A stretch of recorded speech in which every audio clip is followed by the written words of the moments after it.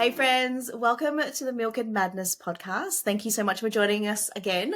I'm Nhi, and today we are doing an exciting part 2 on mental load. Now, I don't know about you, Dee, but on reflection after last week, in a way I feel a bit lighter having had that conversation with you and talking about mental load in a way that I probably have not spoken to anyone about before outside of my husband.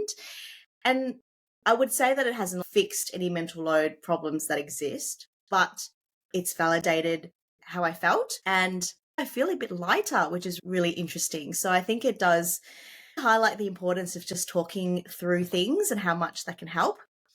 But yes, today we're doing a follow-up on mental load and we are going to bust some myths about mental load. And I think in particular, if you're someone who you don't have kids yet and you've heard about mental load, but you don't really know what it is, and there could be some misconceptions, this is what we're doing.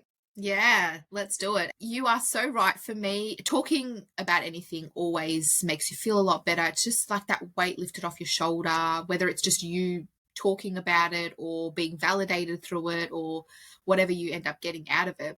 For me, though, it also made me think about it even more and reflect on it even more. And there is so much more that needs to be said and there's so much more that needs to be done. And it really made me think about things a lot deeper. So let's talk about some myths. So myth number 1, mental load is a woman's responsibility. It's not, but I think there is definitely a perception in society that it is, and it is because women are becoming more vocal about mental load and the impact of mental load and how it's affecting your feelings about and your enjoyment of being a mum. So I think that has definitely added to that misconception.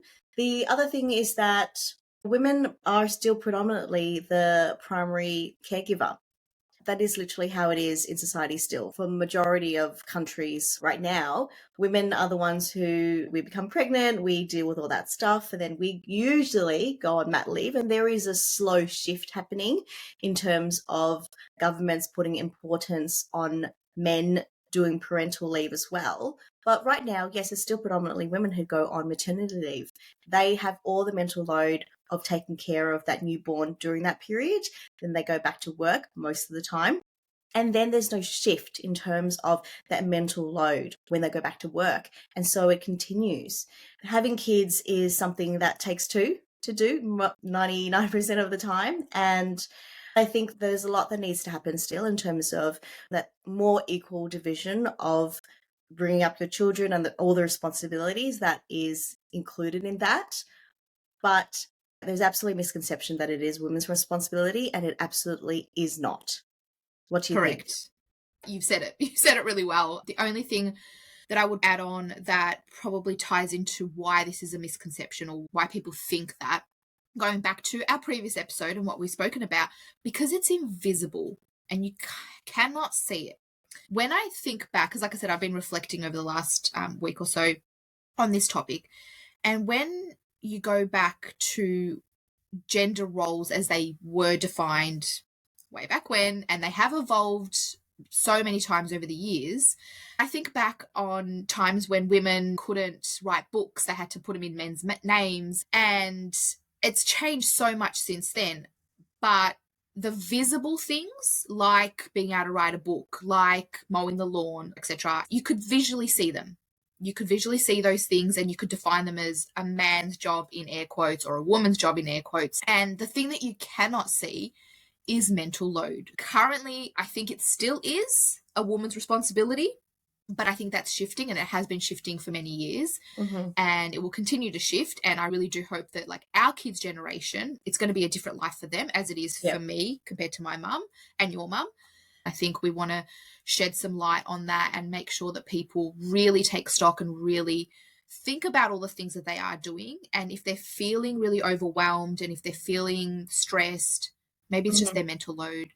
And if they look at it for what it is, then they can obviously put things into place to start rectifying that. And yeah, we just need to keep the conversation going. So yeah. I think it's one of those situations where, yes, it was a woman's responsibility in the past, as you've said, but it hasn't fully shifted yet. So that misconception is still there. It absolutely should not be a woman's responsibility only. But in many situations right now, I think it is a situation where it might be, shouldn't be, but it is, unfortunately. Mental load is all about chores. What do you think about that? Yeah, that one, I don't know who came up with that one. And I see where they're coming from, because I think probably the main thing that women probably nag about is about chores. I guess maybe that's where it's come from. But Yeah. I wholeheartedly disagree. And I just want to take a step back, because I think that the mental load that men carry versus the mental load that women carry, they're different. Men carry other pressures that women don't carry. And going back to those old school norms where women had to be stay-at-home mums, and men also had those pressures where they had to be the breadwinners, and they had to provide, and they had to do certain things and be handymen and be good at that sort of stuff. And not all men are good at that, and not all men are good at being a homemaker.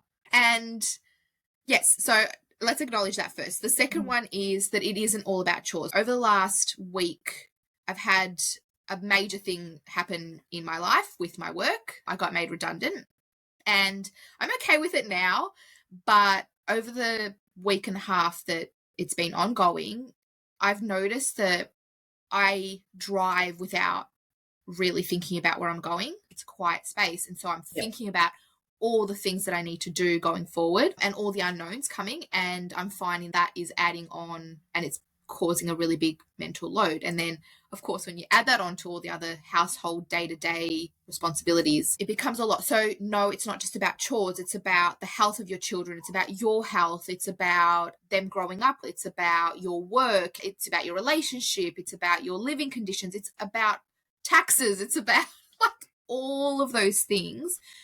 Everything. It's literally about everything. The weather. Have the kids got codes? Do they have the right size clothes? Like, it is 100% not about chores, in my opinion. What do you think? Yes, I think that the issue with mental load is that it makes things a chore. It makes things unenjoyable. It takes the enjoyment out of things for me because it becomes part of this mental load. And the thing with mental load is that it's a combination of everything that you just mentioned and how they connect. So it's all that stuff you just mentioned, like how's the weather going to impact this and that? And then there's these things in the pantry, and then that affects food, and then that affects when I can go groceries, and then that affects just the ongoing flow-on effect of all those pieces together make all those things a chore for me.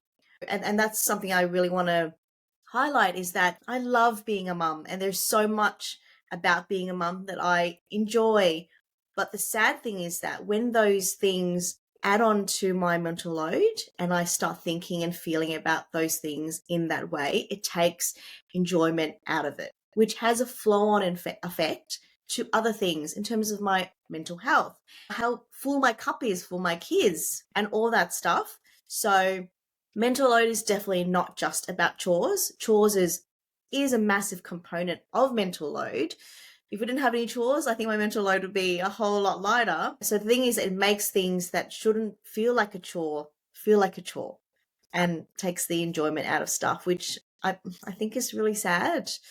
Yeah, I agree. When you've lost the love of a particular thing, not that anyone loves like cleaning, for example. I'm sure maybe some people do. Some people find it cathartic, but I find cleaning really satisfying. I really do, but not when it has impacted my mental health. Yes. For example, cleaning is a massive chore that affects my mental load and it affects my mental health, right? So for me, it's not about mess in the house. Like, we always have Lego everywhere, there's toys everywhere, but I'm okay with that. For me, it's when the house becomes what I feel gross, when there's like food crumbs everywhere, there's popcorn kernels everywhere. That stuff starts adding to my mental load. I think about it. I'm like, okay, we really need to vacuum. I need to do this stuff. Okay, we've got this work meeting. Can I fit in a vacuum? And then we've got to do all this stuff. And then when it's been pushed down the list in my mental load, it starts affecting my mental health because I do not enjoy having a dirty house. And then it might affect my energy levels. It might affect how stressed I am about certain things and how I am with my kids, which I do not want. So then it's just, it's like an ongoing cycle of trying to manage your mental load. And then when it isn't managed, it affects other things. And it's not great. But moving on, great segue, I think, to the next myth, which is everyone's mental load is the same. Surely, right? We're mums. Like, obviously, we have the same life and the same struggles. And no, it can't be. No one's life experience is the same. No one's traumas are the same. No one's triggers are the same. No one's personality is the same. What might stress you might be like, yeah, I'm okay with it today. Maybe tomorrow it might stress me out because I've got other things going on. And that ties back to what I was saying about men and women. They have different struggles, different stresses. There's different things that affect them in different ways, and the way that they manage mental load is different to us. Not to mention, obviously, we've got cultural expectations. There's your age. There's, like I said, your gender. There's so many things that go into it. It cannot be the same. It will not be the same. And that's why I think having these conversations is important, because I can talk to you about it and you can potentially tell me how you went through it, or if you haven't gone through it, then maybe when you do, you might be able to refer back to these conversations. So yeah, in a nutshell, it is definitely not the same in any way, shape, form, in any universe. Like, it's just not possible. Do you agree? I do absolutely agree. I would say that there are some commonalities, absolutely, though, right? Because I would say your mental load and my mental load would include recurring similar themes on some things, but obviously there will be things that I'm thinking about that I might not be, and vice versa. But I would say that there are definitely themes that I think most primary caregivers would say is in their mental load. But in terms of how it looks and how it impacts them, yes, I would say mental load is quite unique in terms of how you experience it for everyone. Yeah. We touched on this one before, but the next myth is that mental load is not a problem. It's just a way for women to nag. God. I'll let you go first. I hate that nagging thing. If you feel like we're nagging, it's because you haven't listened. And we feel like we need to repeat ourselves, which we do not want to do. Absolutely do not want to repeat myself. So that would be my comment on nagging. It's absolutely a problem. I can only really speak for myself and through the conversations I've had with family and friends, but mental load is absolutely a problem. It has a flow-on effect on wider implications to your family and your household, your relationships, your energy, your work, everything. Because it's such a, how would I describe it? It's like it's like a shadow. It's something that's always lingering there. Can't get rid of it as much as you try. And I think it can be very negative to all aspects of your life. So no, it is not just us nagging. It's a real problem. And if you think that your partner is nagging you about it, stop and try to listen to what they are trying to tell you. They are not complaining for the sake of it. They are not trying to attack you. They are trying to tell you of a real problem that they have that they would like your support with. That's what I would say in terms of nagging. Yeah. Yeah. And just to add on for this particular myth, as a woman, if you feel like you're nagging, and as a man, if you feel like your partner is nagging, I think you should really have a conversation, because something's not working. Absolutely. Like, obviously the communication there, it's not working. If it gets to that stage where you're nagging, then it's not working. End of story. The other point that I wanted to make is around that transition between when the mum is the primary caregiver, having given birth, being at home on maternity leave, you're going through everything step by step, when feed time is, etc. So then when the father comes home, or when the father wants to help, they have to learn, right? Like, you've experienced it, you've gone through it, you've read the cues when they're hungry, when they're tired. But the dad doesn't know that because they haven't experienced that firsthand. You either teach them or help them learn, because they're not going to know from the get-go.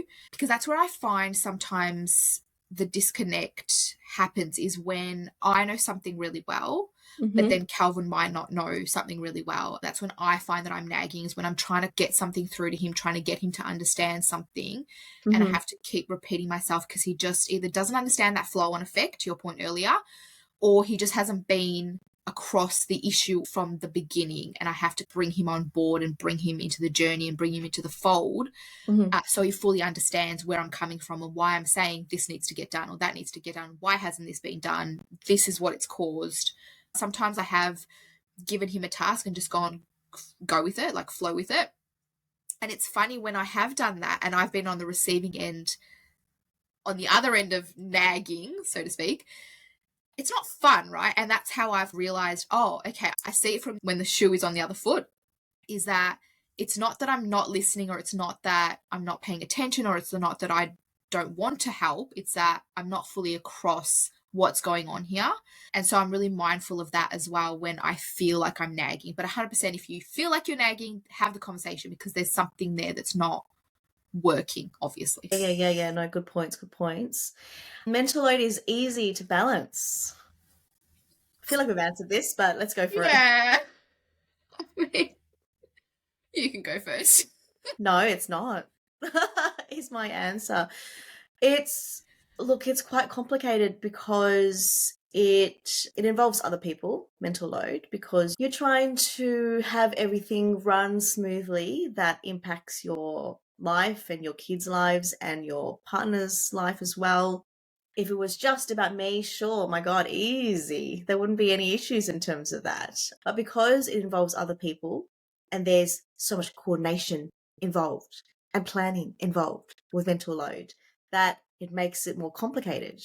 And it's an issue of time. We're all time poor, and there's always so much going on at any time. There is endless decisions to make. We mentioned decision fatigue last week. There's just so many layers to it. So no, the answer is it is not easy to balance. It is something that involves better communication between you and your partner. It involves listening, not just hearing. And it is something that takes, from my experience anyways, has taken quite a bit of time to like refine in terms of understanding the priorities in my mental load as well. You've got a list of stuff, but then I know if my house is gross and I don't push that up higher on my list, that really impacts everything else on my mental load, and also that flow on effect with mental health and energy levels and all that other stuff. So that has taken time. Mental load creeps up on you, but it's not something that you can just have a solution for like that. It's time, it's learnings, it's the communication stuff, it's a whole heap of different approaches and I suppose strategies to try to manage. What do you think? Yeah. It's we wouldn't be having this conversation if it was easy to balance, pure and simply. It's even when you think you've got a balance or a harmony or whatever you want to call it, even if you think you're in a good spot, one simple thing can just turn that on its head. Your day-to-day interactions are never the same. It's not Groundhog Day. You never have the exact same day every day to be able to balance all of this out. So every day, it's, okay, where's the drink bottle? Oh my God, I forgot to do the lunchbox. Oh, the clothes aren't clean. Oh, today I've got to go get petrol in my car because I'm like on an empty tank for the last 2 days. All those things factor in, and it's never one size fits all. So no, it's not easy to balance. There are, like you said, things that you can prioritize and deprioritize to make sure that it doesn't get so overwhelming. And there's definitely tactics that you can put in place to manage your time better and do things the day before or prep or outsource or whatever it might be to help with that balance. But sometimes all it takes is, like to your point about it creeping up on you, you don't realize until it's like the straw that broke the camel's back.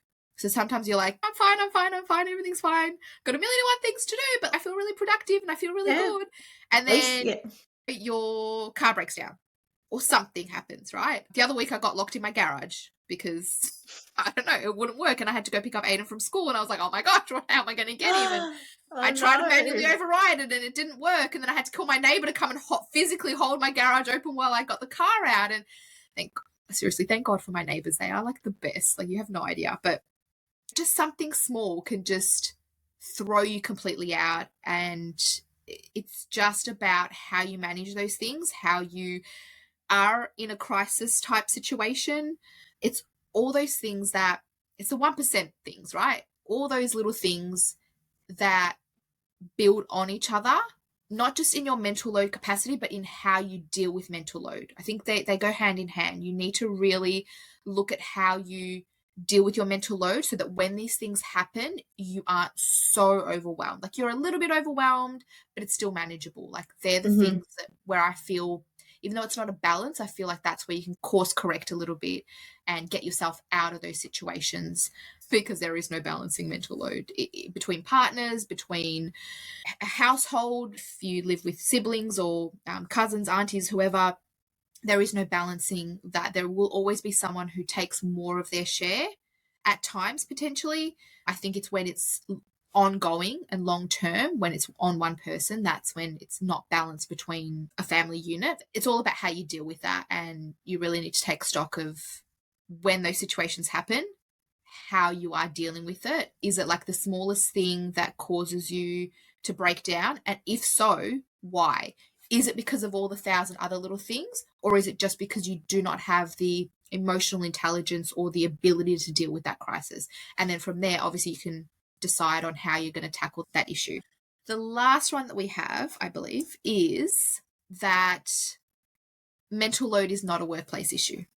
I think mental load really happens when you start having kids, because I've had multiple roles at lots of different organizations and different types of roles, managing people, not managing people, and I just reflect back to my life before I had kids, and the mental load was not there or not a concern. And since I've had kids, that's a different story. And now I'm sitting here thinking, why? What's happened? Like, why has that really changed? In a nutshell, I think, no, it's not a workplace problem. It can add to mental load. But for me, it really started having kids. And I don't know if it comes down to the fact that there's other lives that I'm responsible for. And that's such a massive responsibility. And maybe it's the weight of that and everything that is involved in wanting to make sure that I bring up these boys in a way that they're good human beings who contribute to society and are great partners and all that stuff. Maybe it's just a weight of that stuff. And then all the stuff that comes from that has added to my mental load. I'm not sure, but I would say I don't think it's a workplace thing.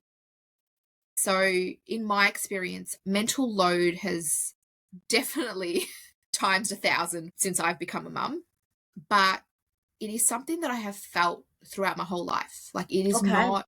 Yes, absolutely. I had more freedom of time. I obviously had more freedom of money, where I was only spending money on myself. But in my work and in my personal life, mental load has been present. Absolutely.